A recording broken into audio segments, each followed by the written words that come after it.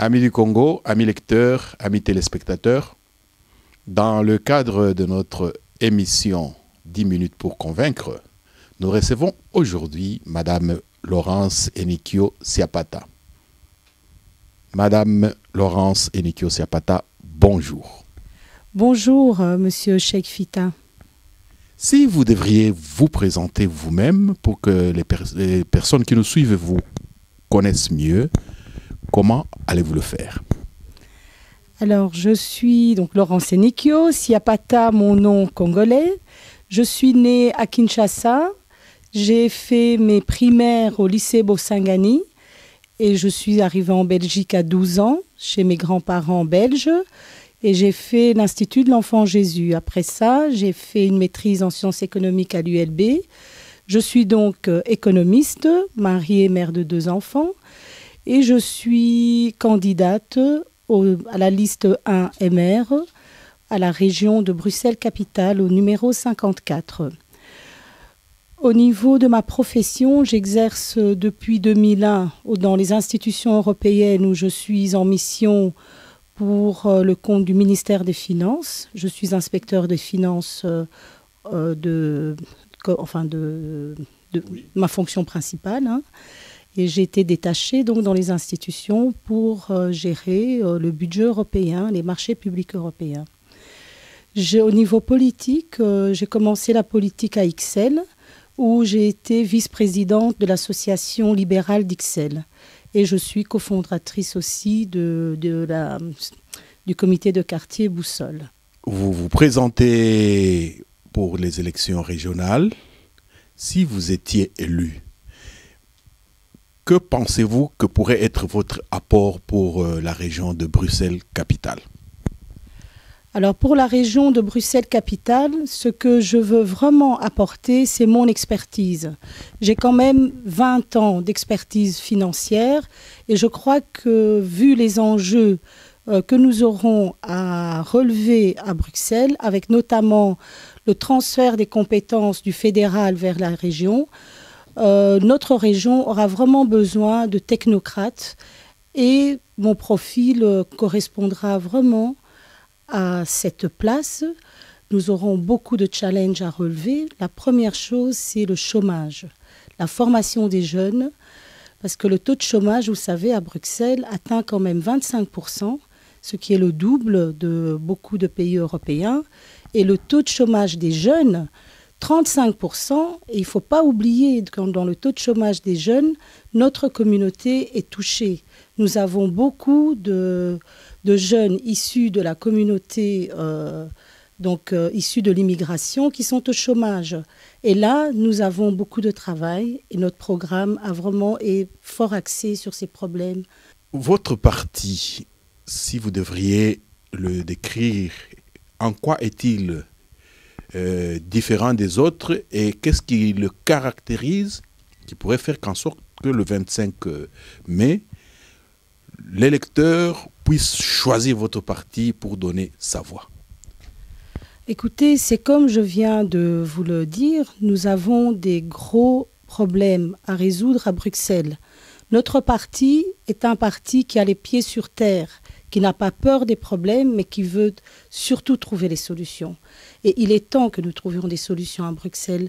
J'ai parlé du chômage, il y a de l'enseignement, il faut un enseignement de qualité, il faut arrêter de considérer les formations professionnelles comme des échecs, mais valoriser ça. Il manque des plombiers, il manque des électriciens.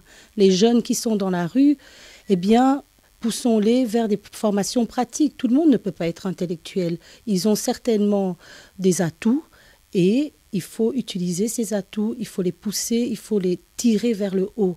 Ça, c'est vraiment le message de notre parti. On veut tirer les gens vers le haut, les sortir de leurs problèmes pour pouvoir se regarder en face et avoir de l'espoir et de pouvoir avoir la chance de franchir l'ascenseur social. Celui qui a l'emploi, eh bien, a la chance de monter dans l'ascenseur social. Parce que l'emploi veut dire il pourra avoir un logement décent, il pourra mettre ses enfants à l'école, il aura des enfants instruits. Et donc, c'est la base de toute chose. Madame, la Belgique est devenue un pays multiculturel depuis un certain temps. de telle sorte qu'il y a plusieurs communautés, dont la communauté subsaharienne dont vous êtes originaire. Et qu'est-ce que vous pouvez dire à l'électeur en général et à l'électeur de cette communauté en particulier, par rapport à votre candidature, par rapport aux problèmes, par rapport aux aspirations que les gens de cette communauté ont? Alors, donc, par rapport aux Bruxellois en général, ce que je vais vous dire, c'est qu'avec 3 femmes, nous avons décidé d'unir nos forces. Et nous les avons unies autour de Madame Françoise Berthiaud, qui est 2e de la liste, qui est la spécialiste formation. Madame Micheline Ndembo Ayaki, qui est économiste comme moi, qui est numéro 58, originaire du Congo. Madame Rose Mefalessi, juriste, originaire du Congo, numéro 40. Et moi-même, à 4, nous voulons vraiment, donc comme on vous a dit, enseignement, chômage, logement, et surtout pour la communauté, nous voulons valoriser les modèles de réussite. Nous voulons donner des références dans notre communauté, être fiers de notre communauté et arrêter de parler de l'immigration en termes négatifs. Et nous sommes vraiment pour la devise européenne. D'ailleurs, aujourd'hui, nous sommes le 9 mai. Je suis contente d'être invitée ici. Et nous voulons valoriser le symbole de l'Europe qui est l'union dans la diversité. Une sous-question à celle-là, madame, c'est que depuis 2011, il y a un grand désamour dans la communauté congolaise par rapport aux grands partis, dont le vôtre. Est-ce que vous avez quelque chose à dire pour faire comprendre aux gens pourquoi vous êtes dans ce parti-là, et malgré ce désamour? Est-ce que vous pouvez me préciser le désamour?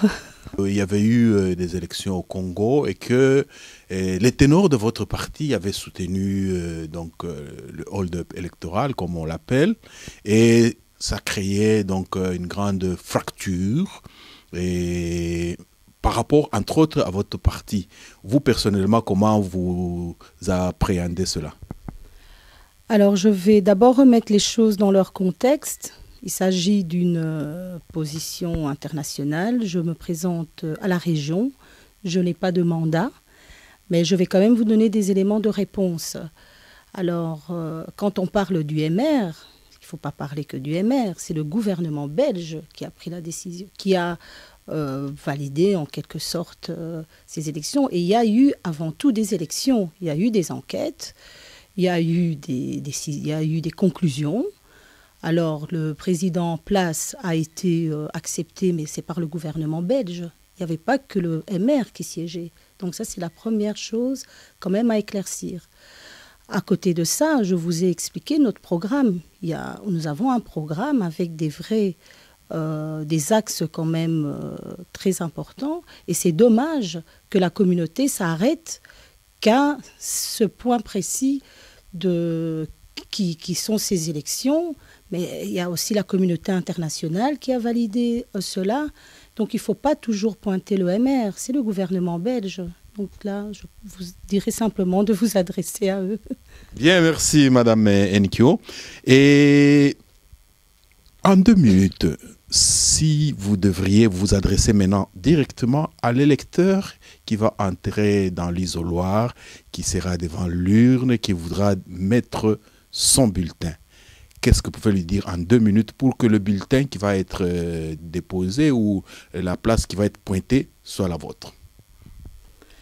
Je lui dirai simplement que je suis là, je suis une femme qui n'a pas peur des problèmes, qui n'a pas peur de les affronter, qui veut vous trouver des solutions.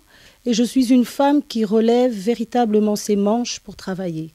Je ne suis pas là pour faire des discours politiques, non. Il faut aller droit au but. On prend les dossiers, on les analyse et on trouve les solutions. Et la communauté, je veux vraiment qu'on valorise notre communauté. Nous avons beaucoup de richesses au Congo, au niveau culturel, au niveau intellectuel, dans tellement de niveaux. La communauté ici est très riche et c'est dommage qu'on ne la voit pas toujours sous cet angle-là.